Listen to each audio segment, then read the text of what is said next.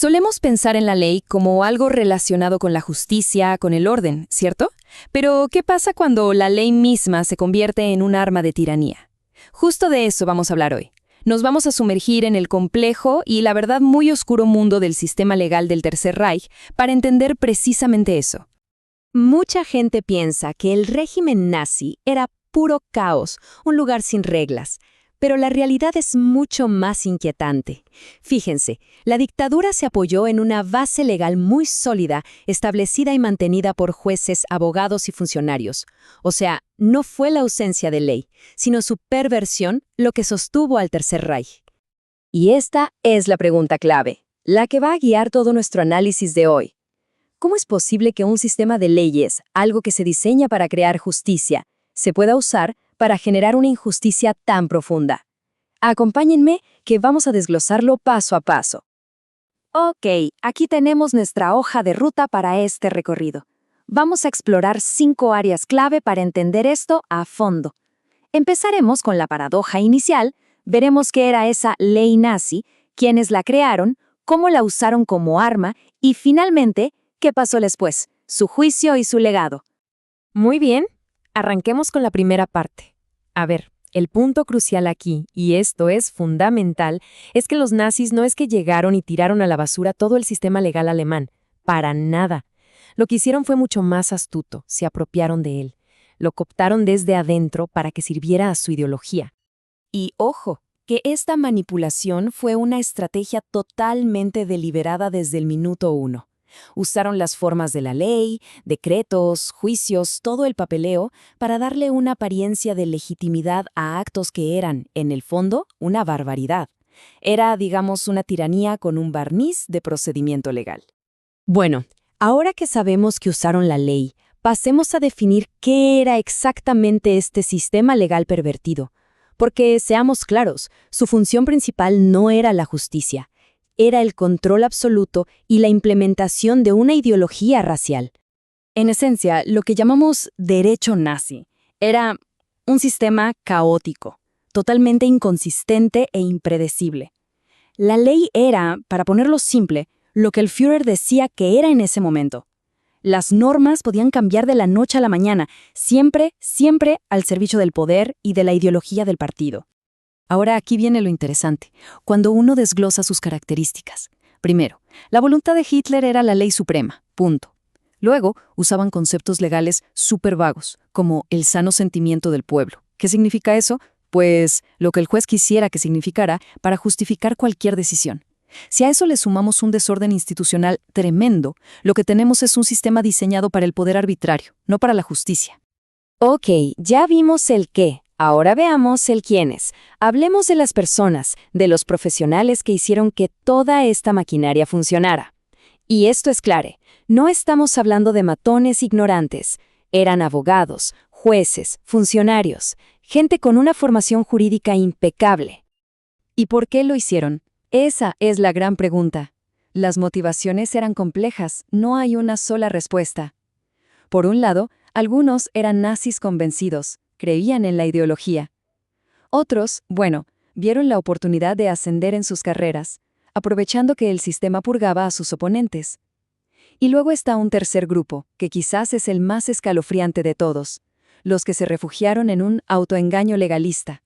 Se decían a sí mismos que solo cumplían con su deber, que solo aplicaban la ley que les daban, sin cuestionar si era moral o no. Y esto nos lleva a una conclusión que de verdad pone los pelos de punta. Profesionales inteligentes, muy bien educados, prestaron todo su conocimiento a un sistema de opresión.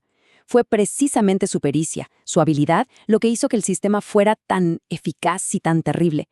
Le prestaron la legitimidad de su profesión a la barbarie. Muy bien, ya vimos la teoría. Ahora pasemos a la práctica. Vamos a ver cómo esta idea del derecho como arma se aplicó en el día a día, cómo los tribunales se transformaron en verdaderos instrumentos de terror político. Y el ejemplo más famoso, el más notorio de todos, fue el llamado Volksgerichtshof, o Tribunal del Pueblo. Miren, esto no era un tribunal de justicia, era un escenario, un teatro para juicios políticos diseñados para una sola cosa: eliminar a cualquier opositor del régimen. Esta tabla lo deja clarísimo. En un tribunal normal, se supone que hay reglas, que se presume la inocencia, que hay derecho a una defensa justa. Bueno, en el Tribunal del Pueblo, todo eso se iba por la ventana. El acusado ya era culpable antes de entrar por la puerta.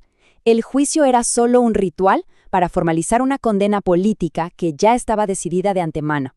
Y esta es la voz de ese sistema. Es Roland Freisler, el infame presidente de ese tribunal. Sus gritos, sus humillaciones a los acusados mostraban un desprecio total por cualquier cosa que se pareciera a un proceso justo. Para él, la lealtad al partido estaba por encima de cualquier principio de justicia.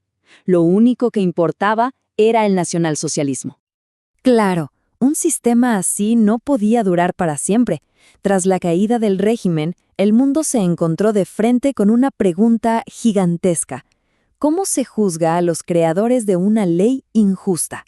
Y esto nos lleva a la última parte de nuestro análisis, las consecuencias y el legado que dejó esta oscura historia legal.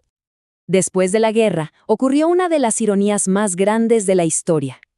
Los mismos instrumentos del derecho, pero esta vez el derecho internacional, se usaron para juzgar a los arquitectos del sistema legal nazi.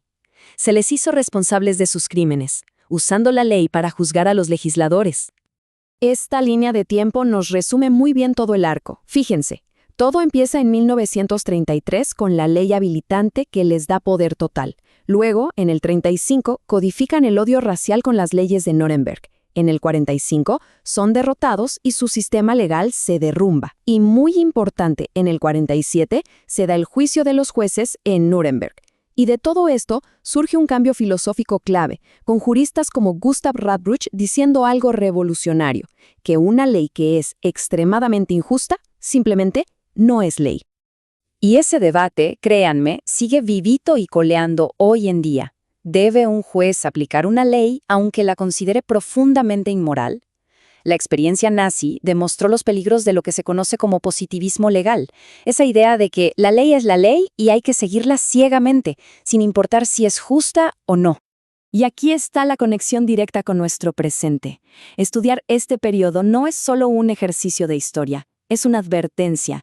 Nos obliga a pensar en los deberes éticos de quienes trabajan con la ley y, sobre todo, en la importancia de no quedarse en silencio frente a la injusticia.